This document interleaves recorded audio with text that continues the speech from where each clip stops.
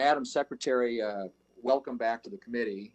As you can tell, I'm in another committee. We're marking up a bill at the Commerce Committee today. But let me ask a question about this issue of inflation, which I'm sure has been talked about a good bit already today. But it's the highest, I think, as you know, in 13 years. Consumer prices are rising 5% last month, and according to the latest Consumer Price Index, the index for all items except food and energy rose 3.8%, which is the largest yearly increase in almost 30 years.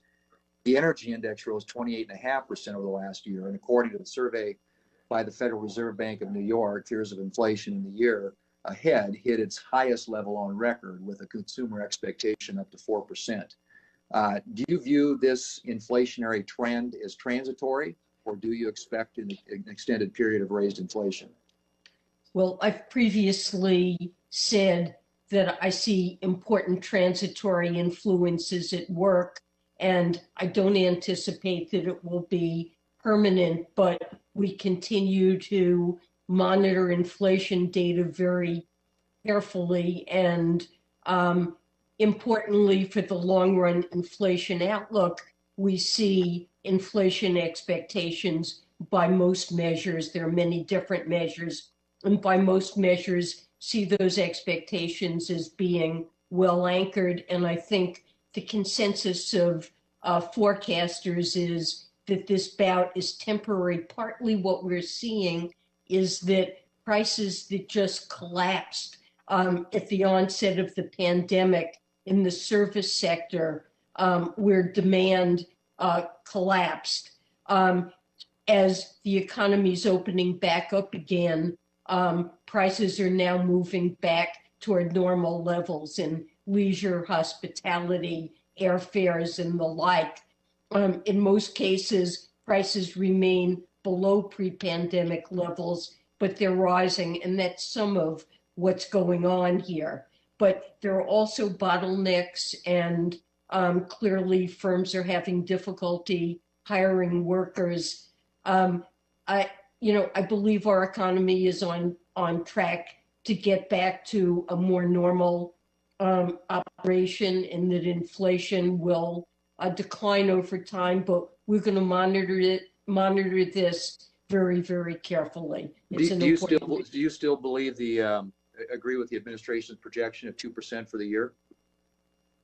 Well, the projections that we made were back in February, and what we said agreed with very closely with the blue chip at the time.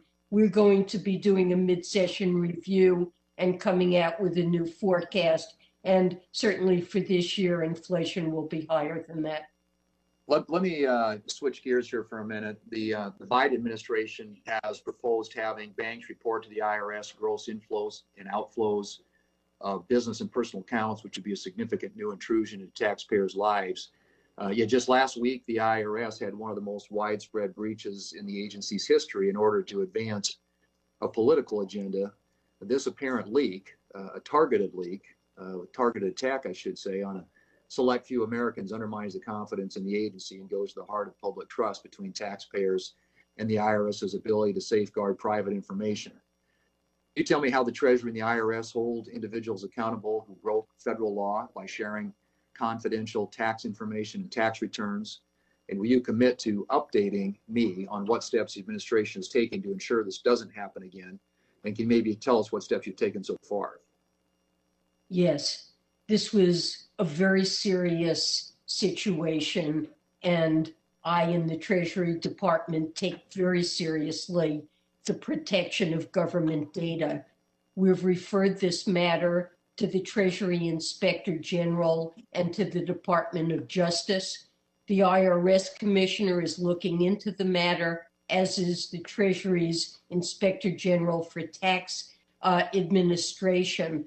But we're only 1 week out on this, and I really want to emphasize we do not know what happened. We don't have any facts at this point.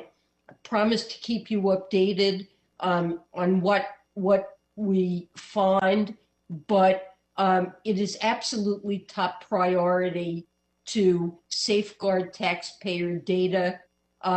When we see the results of the investigations that are done, if there are actions that we need to take to shore up the protection of this information, you have my absolute word that we will do so, and we will keep you in Congress informed on what we're doing and what we're finding on this. Mr. Chairman, my time's expired, but I will submit a question for the record dealing with the issue of step up in basis, the tax proposal as it pertains to family-owned businesses, farms, and ranches. I'm very interested in what the administration's proposals are to exempt or protect, I should say, those types of entities from what would be an incredibly crushing and onerous tax. Thank you very much, Senator Thune. Senator Carper's next. Thanks, Mr. Chairman. Madam Secretary, thanks very much